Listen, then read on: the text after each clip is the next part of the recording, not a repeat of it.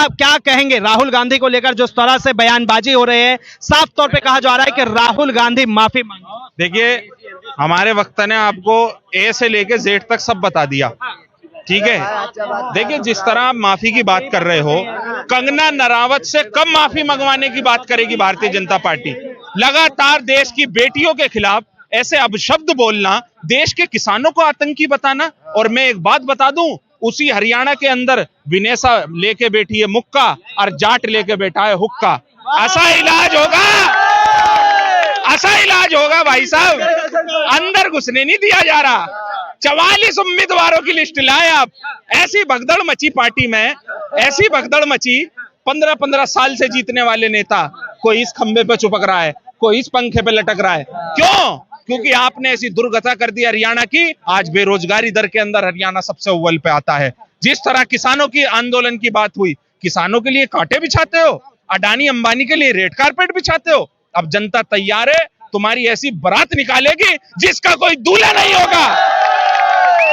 प्रधानमंत्री नरेंद्र मोदी अपने भाषण में जिक्र करते हैं कि कांग्रेस का हरियाणा का जो मैनिफेस्टो है उससे पाकिस्तान वाले खुश होंगे, पाकिस्तान के लोग बहुत यार एक बात बताइए, भारत का चुनाव है, ये लगातार पाकिस्तान खालिस्तान ये कहां से आता है भैया? भाई अगर इन 4 शब्दों पर रोक लगा दो तो भारतीय जनता पार्टी के पास, मैं कहने लगा हूं, टीचर रखने पड़ेंगे प्रवक्ताओं को पढ़ाने के लिए। हाँ भाई, विकास की बात ये नहीं करते, रोजगार की बात ये नहीं करते, स्वास्थ्य की बात ये नहीं करते, बेटी पढ़ाओ बेटी बचाओ। और तुम्हारे नेता लगातार उन रेपिस्टों की बात करते हैं, उन्हें अपने टिकट पे चुनाव लड़ाने का काम करते हैं। आप तो मालाएं पिना के स्वागत करते हो, लेकिन अब वो इस देश की बेटी जाग गई है और उसने बता दिया है कि जाटी कहते हैं। साफ तौर पर राहुल गांधी कह रहे हैं कि ये राजनीतिकरण है और वो इसलिए माहौल बना रहे क्योंकि हरियाणा जम्मू कश्मीर का चुनाव है। तो ऐसे में जो है सिखों के प्रति जो मैंने भाषण दिए उसे बिना सुने ये लोग फिर से एक इनका टोलकिट है जो साफ तौर पर राहुल गांधी को टारगेट। देखिए, मैं एक बात बता दूं, स्मृति ईरानी लगातार टिप्पणी करी, पूरे 10 साल जो दिल आया वो कहा। संसद भवन के अंदर खड़े होकर क्या कहा था कि राहुल गांधी घर खाली करो, आप कब्जा कर कर बैठे हो। आज वही स्मृति ईरानी, वक्त बदल गए जज्बात बदल गए, क्या कहती हैं कि व्हाइट टी शर्ट में बड़े प्यारे लगते हैं राहुल जी, बड़े प्यारे लगते हैं। क्यों? ये मोहब्बत की दुकान का असर है। जिस आदमी ने 4000 किलोमीटर कश्मीर से लेकर कन्याकुमारी तक चले, आज हरियाणा में भी दुकान खुलने को तैयार है। लगातार देश के अंदर बदलाव की बात हो रही है। देखिए, आप चाहे महाराष्ट्र में हो, जम्मू के अंदर हमारे गृह मंत्री कहते हैं ईद और मुहर्रम पे आपको ऑफर दिया जाएगा, 2 सिलेंडर दिए जाएंगे। यही घोषणा अभी विपक्ष का कोई नेता करता? अरे लॉलीपॉप बांटी जा रही है, देखिए एक विशेष समुदाय को दिया जा रहा है, तुष्टीकरण हो रहा है राजनीति में। लेकिन अब ये भैया, ये कौन सा क्रीम रोल बांट रहे हो? हैं? आपने यूपी में दिवाली और होली पर घोषणा करी, अभी तक उनके घरों में तो चूल्हे जले नहीं। आपने सिलेंडर का रेट बढ़ा दिया। आपके यही नेता जंतर मंतर पर इतना लंबा घिया लेके और एक सिलेंडर लेकर बैठते थे, प्रधानमंत्री पे चूड़ियां मारते थे महंगाई के लिए। बहुत हुई महंगाई की मार, अब की बार मोदी सरकार। अब आप महंगाई पे मुंह क्यों नहीं बोल रहे? अरे मुझे शर्म आती है, मैं ऐसे भारत में रहता हूं जहां रुपया गिरता है डॉलर बढ़ता है। आज क्या हालत है रुपये और डॉलर की? आज तेल 35 वाला चाहिए या 101 वाला चाहिए? विश्वगुरु बनने की तरफ जा रहे हैं, आप कह रहे हैं गुरु भैया, बातें करने से विश्वगुरु नहीं बनता देश।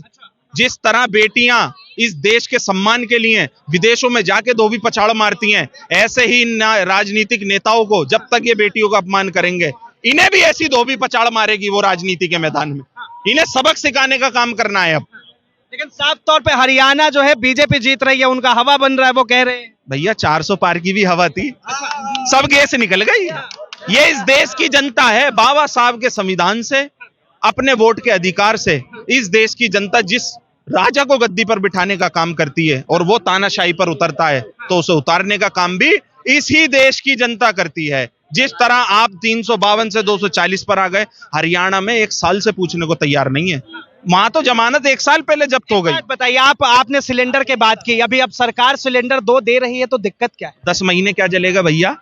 भाई 2 सिलेंडर ईद मुहर्रम पे मैं मानता हूं, चलो सिलेंडर का खर्चा ज्यादा आएगा, उसके बाद क्या दोगे भैया?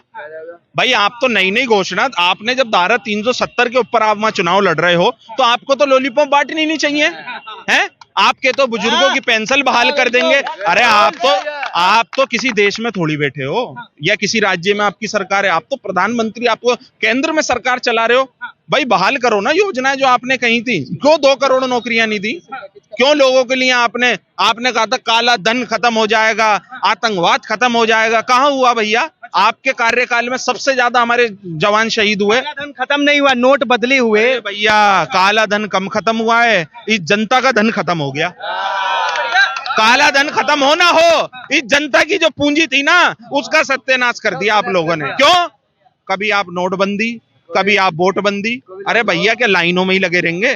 कभी शराब की लाइन में लग रहा आदमी, कभी पैसे चेंज कराने के लिए लाइन में लग रहा है, कभी डॉक्टरों के लिए लाइन में लग रहा है। तो आपने तो लाइन ऐसी बना दी, अमिताभ ने कहा था जहां हम खड़े हो जाते हैं वहीं से लाइन शुरू हो जाती है।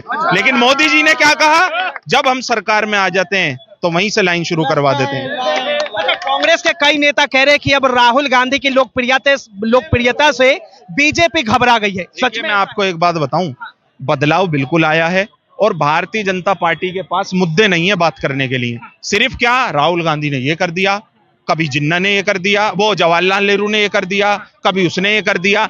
इन बातों के अलावा कोई ना तो ये विकास की बात है इनके पास, क्योंकि उस आदमी ने फ्रंट पे खेला इन्हें। अच्छा, फ्रंट पे ऐसा काम में लिया है, आज इन्हें एहसास करा दिया कि विपक्ष भी इस देश के अंदर जिंदा है। क्या कहेंगे, हरियाणा का माहौल क्या लग रहा है आप? देखिए हरियाणा में फिर वही बात, विनेशा लेके बैठी है मुक्का और जाट लेके बैठा हुक्का। फिर वही कहूंगा मैं, तैयार हैं दोनों, जैसे मर्जी आ जाओ। मतलब साफ तौर पे इस बार जो है हरियाणा में बदलाव की तैयारी। बदलाव हो चुका है सर।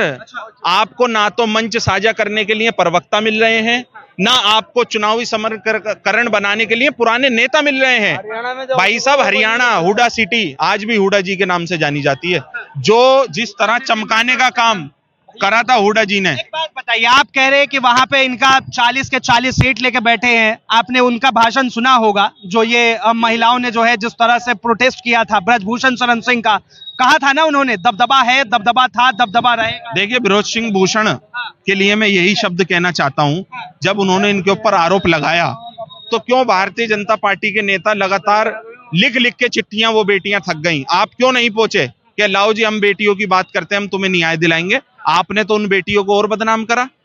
अरे वो तो बेटी इंसाफ उसे तो मिलेगा, एक ना एक दिन तो मिलेगा, चाहे राजनीति के मैदान में आकर मिले या वहां मिले, लेकिन आपका खेल का मैदान खत्म हो चुका है अब। बहुत धन्यवाद तमाम जानकारी के लिए। साफ तौर पे आपने सुना किस तरह से जो है यहाँ पर आम जनता अपनी राय रखती है। बहरहाल राहुल गांधी ने जिस तरह से बयान दिए थे उसके बाद जो लगातार घमासान मचा हुआ था कि राहुल गांधी ने कैसे एक समुदाय के लोगों को टारगेट किया। राहुल गांधी ने साफ तौर पे ट्वीट भी किया, इस चीज को लेकर कहा कि भारतीय जनता पार्टी जो है अपना राजनीति सेक रही है, इसे बेच वो चाहते हैं कि देश के लोगों से माफी मांगे। तो साफ तौर पे भारतीय जनता पार्टी की जो राजनीति है, जो हवा बना रहे हैं, उससे मैं नहीं मानता। बहरहाल इस चीज को लेकर यह भी कहा जा रहा था कि कांग्रेस में हरियाणा का जो चुनाव होने वाला है, ऐसे में कांग्रेस का हवा बदल सकता है या फिर भारतीय जनता पार्टी जानबूझकर जिस तरह से ये स्टेट के इलेक्शन हो रहे हैं उस बीच कांग्रेस का हवा बदलने के लिए इस तरह का कार्य कर रही है।